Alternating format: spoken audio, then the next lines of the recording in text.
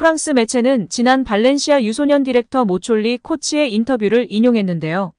모촐리 코치는 이강인의 입단에는 가족의 헌신이 있었다고 설명했다. 그는 지구 반대편에 떨어져 있는 어린 아시아 선수를 영입하기 위해선 FIFA 규정을 지켜야 했다. 우리는 그의 가족에게 상황을 설명했고 유일한 방법은 그들 모두가 현지에 집을 구입하고 거주하면서 이강인에 대한 법적, 경제적 책임을 져야 한다고 말했다. 현실적으로 어려운 일이라 생각했기에 거의 포기한 상태였다고 고백했습니다. 이어 그때 이강인의 아버지에게 전화를 받았다. 그는 아들의 미래를 위해 모든 일들을 하겠다고 전했다. 국가, 문화, 관습, 언어 등을 바꿔야 하기에 가족들에게 있어 쉽지 않은 일이었다. 당시 구단과 나는 모든 부분에서 이강인을 물심양면으로 도왔다. 그러나 가족의 힘이 더 모범적이었다며 이강인을 향한 가족의 헌신을 칭찬했습니다. 태권도 도장을 운영하며 자녀들을 뒷바라지했던 아버지와 두 딸과 강인이를 물심양면으로 양육했던 어머니의 사랑과 헌신, 결단으로 이강인이 지금 위치에 있는 것이 아닌가 싶은데요.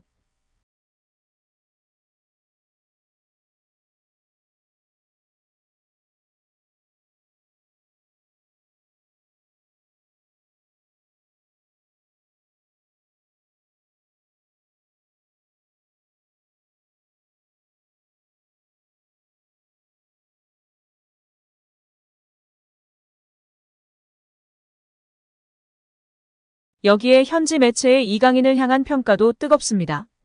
이강인은 파리에서 메시보다 더 나은 유산을 가지고 있다. 이강인은 미래의 발롱도르다. 이강인은 마스터클래스이다. 괴물이다. 이강인은 공간에서 보인 기술력이 대단하다. 이강인의 볼터치는 정말 흥미롭고 대단하다 등으로 호평 일색이었습니다. 드리블 성공 횟수는 메시와 비니시우스가 1, 2등이나 드리블 성공률은 67%로 이강인이 유럽 7대 리그 다 통틀어서 1위입니다. 22세의 한국 선수가 이러한 수치를 가지고 있다는 것이 무척이나 고무적인 일인데요. 공격수가 아닌 중앙 미드필더 혹은 측면 미드필더에서 이러한 수치를 기록했기 때문에 중원의 수적 우위에 도움을 줄 뿐 아니라 상대 수비진의 큰 혼란을 야기시키는 가장 큰 무기 중 하나인 셈이었습니다. 실제 마요르카의 공격 대부분이 이강인을 통해 일어났으며 센세이션을 일으킨 것입니다. 마요르카가 아닌 다른 팀이었으면 공격 포인트가 더욱 높았을 것이라는 게 많은 전문가들의 공통된 의견입니다. 특히 더 놀라운 점은 이강인은 속도를 활용하여 드리블 돌파를 성공했던 것이 아닌 바디페인팅과 턴 동작, 팬텀 드리블 등으로 드리블에 성공했기 때문에 더욱 상대 수비를 무력화시키면서 아군에게 완벽한 찬스를 줄 수 있었습니다. 시간이 지나면서 스피드가 떨어지면 자연스럽게 기량이 하락하게 되는 유형이 아닌 정말 공을 잘 안 뺏기는 드리블 스타일이었다는 것입니다. 요즘 현대 축구에서 가장 중요시 여기는 것 중 하나인 탈압박, 볼간수 1위인 것입니다.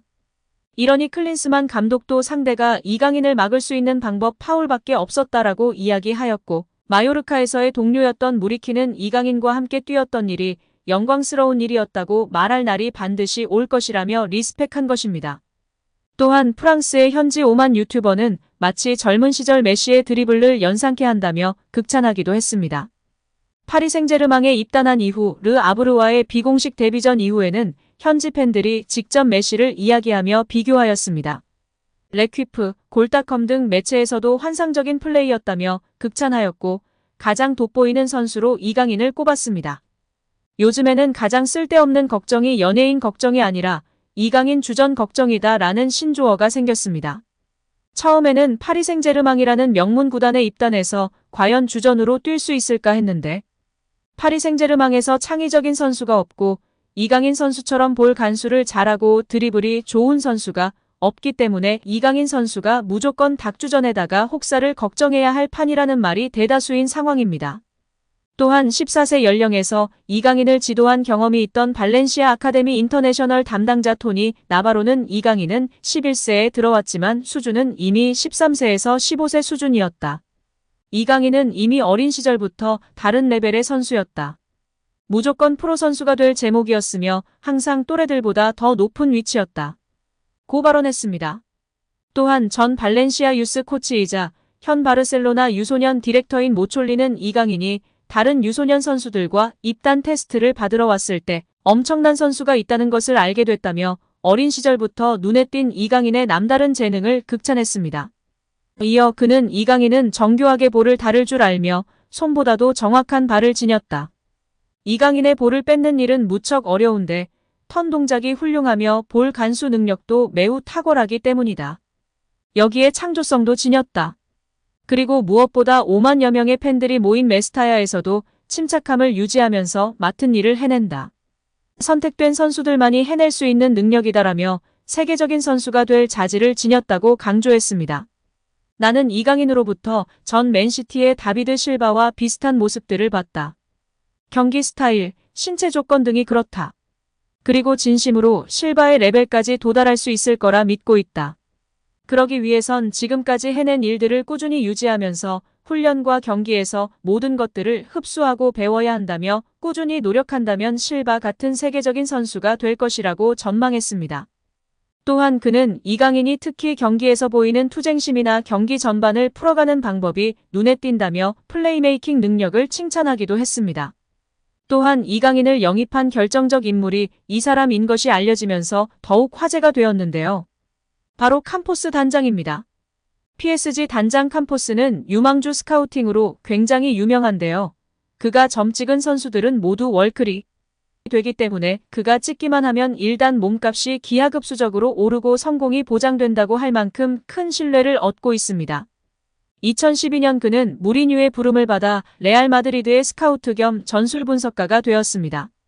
부임 당시 언론의 비판을 받았지만 그는 레알 마드리드에서 카르바알과 카세미로의 잠재성을 알아보고 팀에 추천했습니다. 무리뉴가 레알 마드리드를 떠난 이후 캄포스 역시 레알 마드리드를 떠났는데 그가 새로이 자리 잡게 된 팀은 당시에 구단주가 바뀌면서 재정이 넉넉해졌던 AS 모나코였습니다. AS 모나코의 기술 이사로 자리 잡게 된 캄포스는 라다멜 팔카오, 주앙 무티뉴 하메스 로드리게스 등의 선수들을 영입하는 것을 주도하며 그의 안목이 주목받기 시작하였으며 구단주가 소송으로 인해 재정적으로 다소 어려움을 겪게 되자 유망주 영입에 발을 내딛었습니다. 캄포스는 베르나르도 실바 파비뉴 토마 르마 앙토니 마샬 킬리안 은바페를 AS 모나코로 영입하며 팀의 미래를 위한 전력을 구축해내며 다시 한번 찬사를 받았습니다.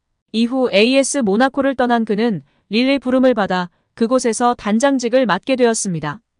릴에서 캄포스는 니콜라스 페페를 영입하였고 이후 페페가 떠난 뒤에는 빅터 오시멘을 영입하며 안목을 발휘했습니다. 열거한 선수들 모두 월클이 되었거나 월클급의 수준급 선수들이 되었습니다.